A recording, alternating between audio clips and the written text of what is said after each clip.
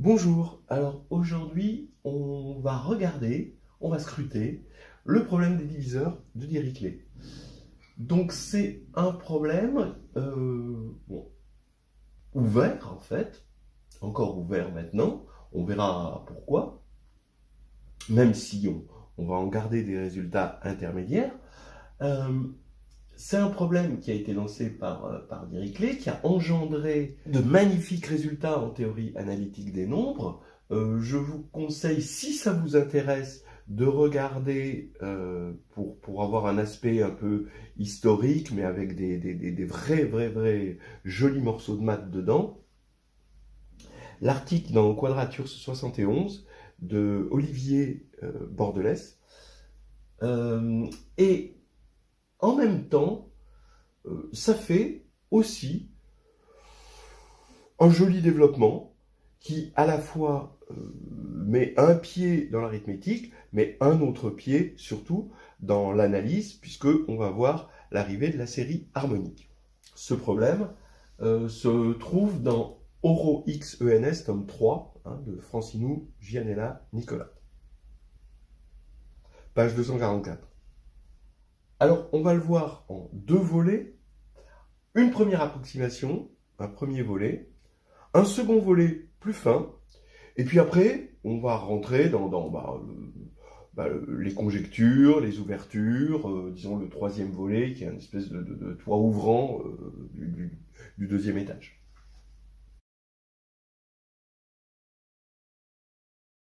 D'abord, je vais appeler taux de n le nombre de diviseurs. Alors bien sûr, quand je dis diviseurs, ce sera toujours des diviseurs positifs, de n, avec n supérieur à 1, un entier supérieur à 1. Bon, donc taux de 1, c'est 1, taux de p, si p est premier, c'est 2, taux de p puissance k, vous voyez que c'est k plus 1, parce que les diviseurs de p puissance k, c'est les p puissance k' avec k' allant de 0 à k, donc il y en a k plus 1, loi des intervalles.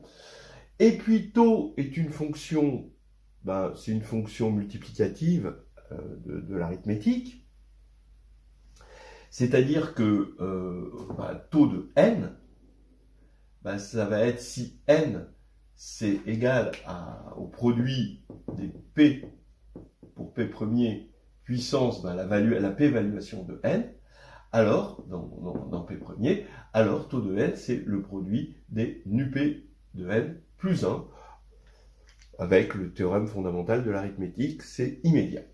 Bien. On voit donc que cette suite est capricieuse. Par exemple, si j'appelle P indice n le nème nombre premier, alors P indice n bien sûr tend vers l'infini, et taux de P indice n puissance k-1, d'après cette formule, ça fait k. Qu'est-ce que ça veut dire? Ça veut dire que si k est supérieur ou égal à 2, d'accord, alors k est une valeur d'adhérence de la suite taux de n, puisqu'on a une sous-suite ici qui, on ne va pas dire elle tend vers k, mais elle est égale à k. Donc c'est une valeur d'adhérence. Donc tout nombre supérieur à 2 est valeur d'adhérence de la suite. Donc elle est évidemment capricieuse, turbulente, appelez-la comme vous voulez, mais pour la calmer, on va en prendre la moyenne.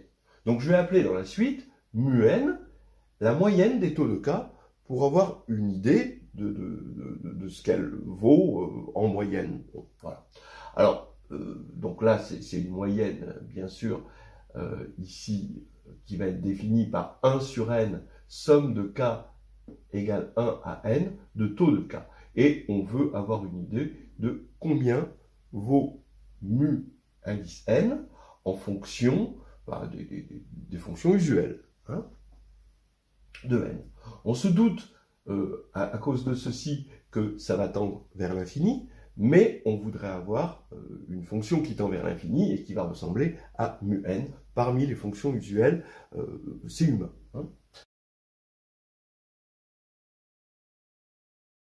Alors donc, voici une première approximation. Mu n, ça va être égal à log de n plus grand taux de 1.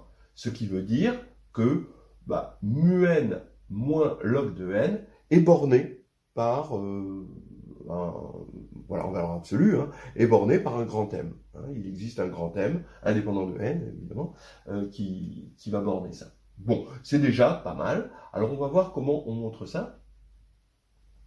On va regarder n mu n, pour se débarrasser du 1 sur n.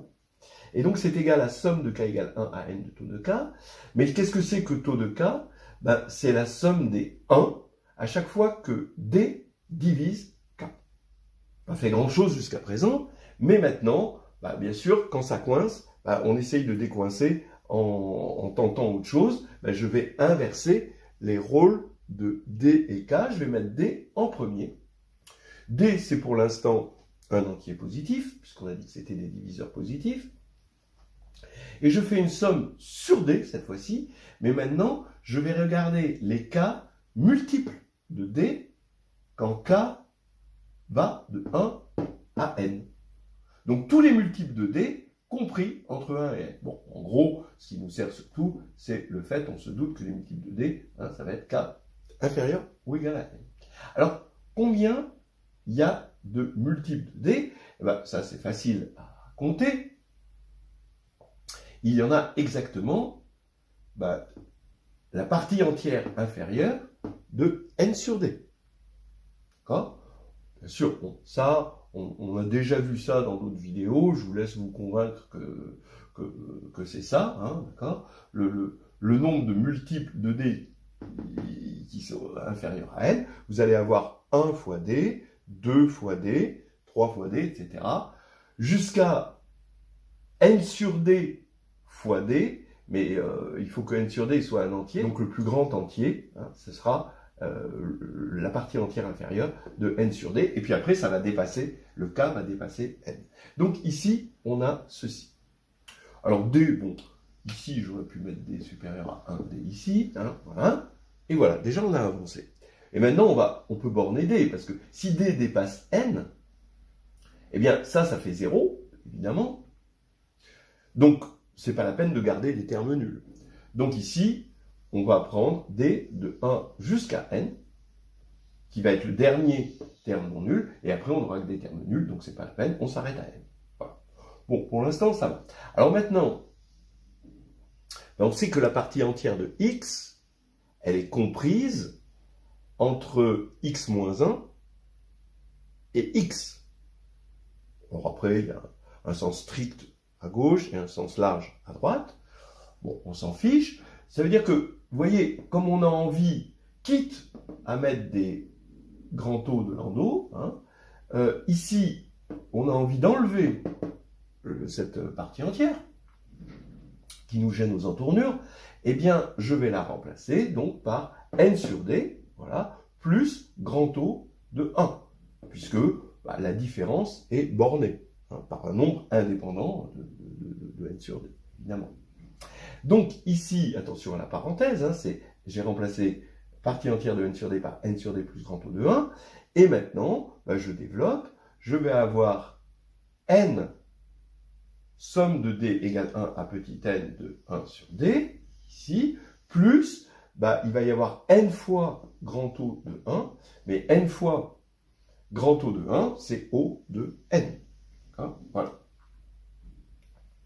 Ok, donc maintenant, je vais rappeler qu'ici on reconnaît la série harmonique, et dans sa première approximation, la série harmonique, c'est log de n plus O de 1.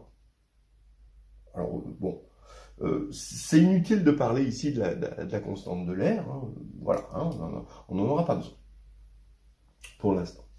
Alors, ici, je vais développer, ici, j'ai toujours plus O de n, mais n O de 1, grand O de 1, c'est grand O de n, et donc ici, O de n plus O de n, c'est O de n, donc ici, j'ai un n log de n plus O de n. Maintenant, quand je vais diviser par n pour obtenir mu n, eh bien, je vais avoir log de n plus grand O de 1, puisque je vais avoir O de n sur petit n, donc ça va faire du O de 1. Voilà, hein, donc on a déjà notre première approximation. En moyenne, ça va être log de n.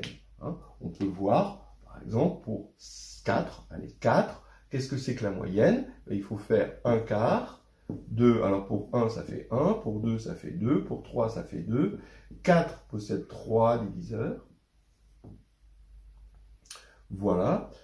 Et ici, ça va faire en tout 8.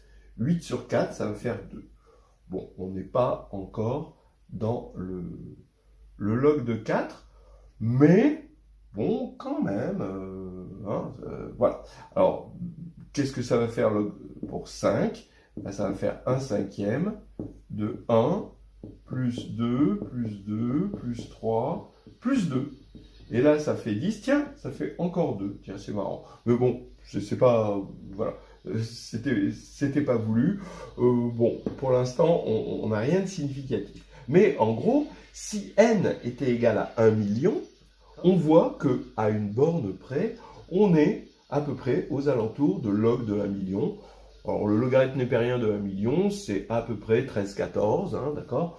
Mais maintenant, on peut être frustré par ceci, ce O de 1. Un O de 1, c'est frustrant. On aime mieux avoir une constante plus grand O de quelque chose qui tend vers 0. Bon. Et là, on n'est pas dans ce cas-là. Ce O de 1 peut atteindre quand même des proportions assez monstrueuses. Alors voilà, on va aller un petit peu plus loin.